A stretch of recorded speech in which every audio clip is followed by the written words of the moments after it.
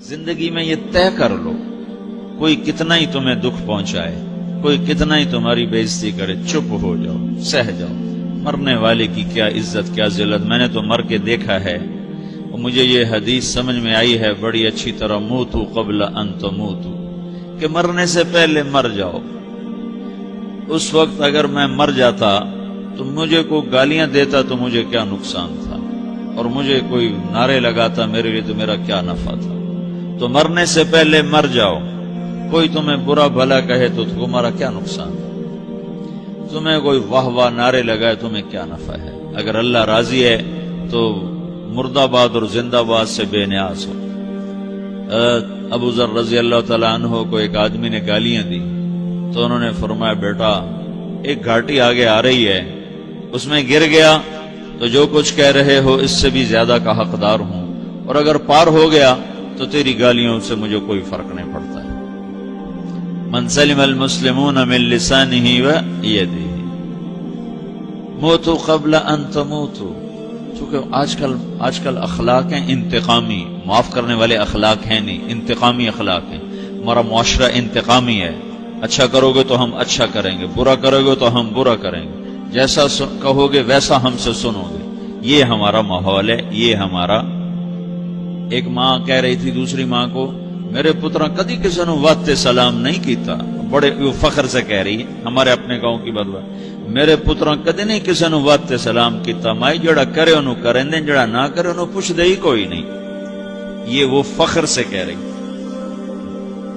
جو سب سے بڑا عیب ہے وہ سب سے بڑا فخر بنا ہو۔ میرے پتروں کدی نہیں کسی نے واسطے سلام کیتا۔ جب ماں باپ نے یہ سبق دیا تو اولاد کا کیا قصور ہے؟ ہمارا معاشرہ انتقامی ہے، ایک کی 10 سنانے کا ماحول ہے، تو آپ 100 کی ایک بھی نہ سناؤ۔ احنف بن قیس رضی اللہ تعالیٰ عنہ پہ ایک آدمی نے چڑھائی کر کہنے لگا، ایک سناؤ گے نا تو 10 سنو گے میری طرف سے۔ تو احنف بن قیس کہنے لگے، بھائی تو مجھے 100 بھی سنائے گا نا تو میری طرف سے ایک بھی تو نہیں سنے گا۔ ایک آدمی ان کی بڑی بےزتی کر رہا تھا اور وہ چل رہے تھے اور وہ 100 گالیاں بک رہا ہے۔ جب آ گیا نا قریب شہر تو کہنے لگے، دیکھ اب میرا قبیلہ یہاں رہتا ہے، اگر کسی نے سن لیا نا تو تیری بڑی دھلائی کر دے گا، تو نے جو مجھے گالیاں دینی میں کھڑا ہوں یہیں تو دے لے، تو اپنا سارا زور پورا کر لے تاکہ آگے تجھے کوئی تکلیف نہ پہنچا دے میری وجہ سے۔ تو وہ پاؤں پہ گر کے معافی مانگنے لگا کہ واقعی تو بڑے حلم والا ہے۔ وہ مشہور تھے اپنے حلم میں، بردباری، اور لوگ ان کا امتحان لینے آیا کرتے تھے کہ بھئی کوئی ہے جو احنف کو غصہ دلا دے، تو لوگ ناکام ہو جاتے تھے، ان کو غصہ نہیں آتا۔ ایسے ایک عرب سردار گزرا معن بن زائدہ، وہ بھی اپنے حلم میں بڑے مشہور تھے۔ ایک دفعہ لوگوں میں شرط لگ گئی کہ کوئی ہے معن بن زائدہ کو غصہ دلائے تو ہم اس کو انعام دیں گے۔ تو ایک شاعر نے کہا، میں غصہ دلاتا ہوں، تم دیکھنا ایسے سیخ پا ہو جائے گا جیسے جانور۔ تو وہ چلا گیا اس کی مجلس میں، دربار لگا، عرب سردار تھا بہت بڑا، دربار لگا ہوا، تو کہتا السلام علیکم، وعلیکم السلام۔ تو معن بن زائدہ پر ایک دور بڑے فقر کا گزرا تھا، پھر اللہ نے اس کو بہت بڑی سرداری دی، بنو عباس کا بہت بڑا یہ وزیر گورنر تھا۔ تو کہتا اتذکر اذ لحافک جلد شاۃ اذ نعلاک من جلد البعیر، کیوں بھائی تجھے یاد ہے جب تیرا بستر بکری کی کھال تھا اور تیرے جوتے اونٹ کی کھال کے تھے؟ تو کہنے لگا کیوں نہیں یاد، بھلا کوئی ماضی بھی بھولتا ہے؟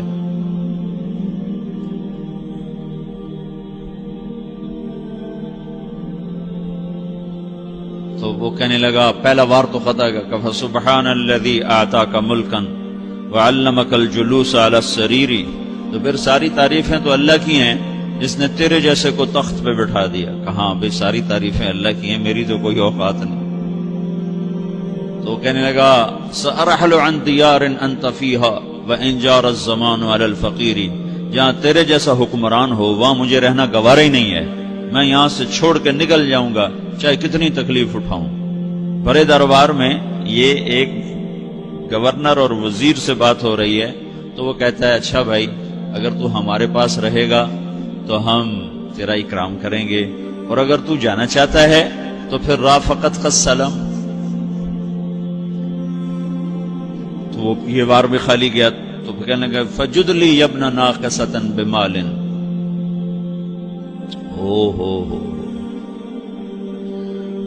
او گندی ماں کے بیٹے مجھے کچھ عطا بھی کر، میں بغیر پیسے کے سفر کیسے کروں گا؟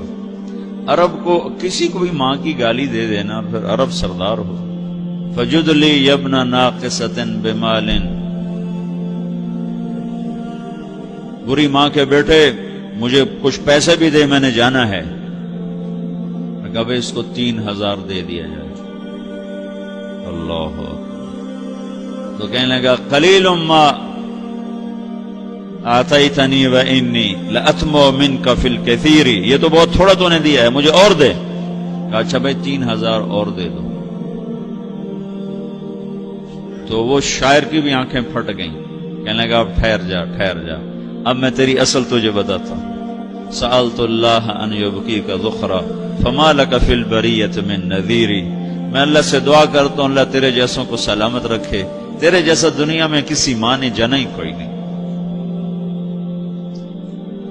فمنک الجود والافضال حقا وفضل یدیک کالبحر الغزیر. تو ہی سخی ہے، تو ہی کریم ہے، اور سمندر بھی تیری سخاوت کے آگے کچھ نہیں ہے. تو نے کہا اچھا بھائی تو نے ہماری برائی کی، ہم نے تمہیں 6000 دیے، اب تو نے ہماری تعریف کی، اب 10,000 اور دے دو اس کو.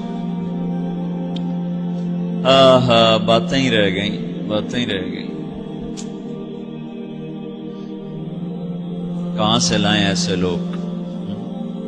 ہمارا معاشرہ انتقامی ہے، بدلہ لینے کا ہے، بدلہ لینے کا. تو میرے ساتھ کیا میں نے بھی کرنا ہے. تو اعلیٰ درجے کا اسلام یہ سکھا رہا نہیں چپ ہو جاؤ، سلامت بن جاؤ، سلامتی بن جاؤ، سلامتی کی علامت بن جاؤ. من سلم المسلمون من لسانہ ویدہ. اب وہ سوال کرتا ہے یا رسول اللہ ای الایمان افضل، سب سے اعلیٰ درجے کا ایمان کیا ہے؟ اسلام کیا ہے؟ کلمہ، نماز، روزہ، حج، زکات. اعلیٰ درجے کا اسلام کیا ہے؟ من سلم المسلمون من لسانہ ویدہ. یہ اخلاق کا ادنا درجہ ہے، ادنا درجہ ہے. ادنا درجے پر پہنچ کر آپ اسلام میں اعلیٰ درجے پر آ سکتے ہیں. وہ سوال کرتا ہے ایمان کیا ہے؟ تو آپ نے کہا اللہ پر، فرشتوں پر، کتابوں پر، رسولوں پر، موت کے بعد کی زندگی پر، تقدیر پر.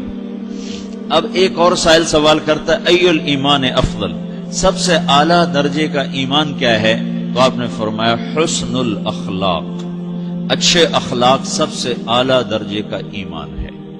جو آدمی اسلام میں، جو آدمی اخلاق میں، جو مرد عورت اخلاق میں ادنا درجے پر ہوتا ہے وہ اسلام میں اعلیٰ درجے پر پہنچتا ہے. اب اگر وہ اخلاق میں اعلیٰ درجے پر آ جائے تو اب یہ کہاں پہنچے گا؟ اب یہ کہاں پہنچے گا؟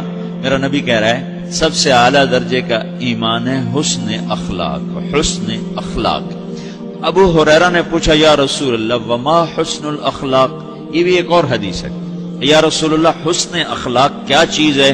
تو آپ نے 3 چیزیں فرمائی، تصل من قطعک وتعطی من حرمک وتعفو عمن ظلمک. جو تم سے توڑے نہ تم اس سے جوڑو.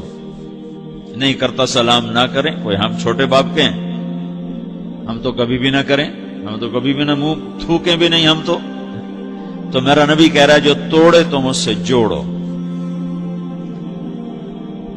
جو محروم کرے اسے عطا کرو.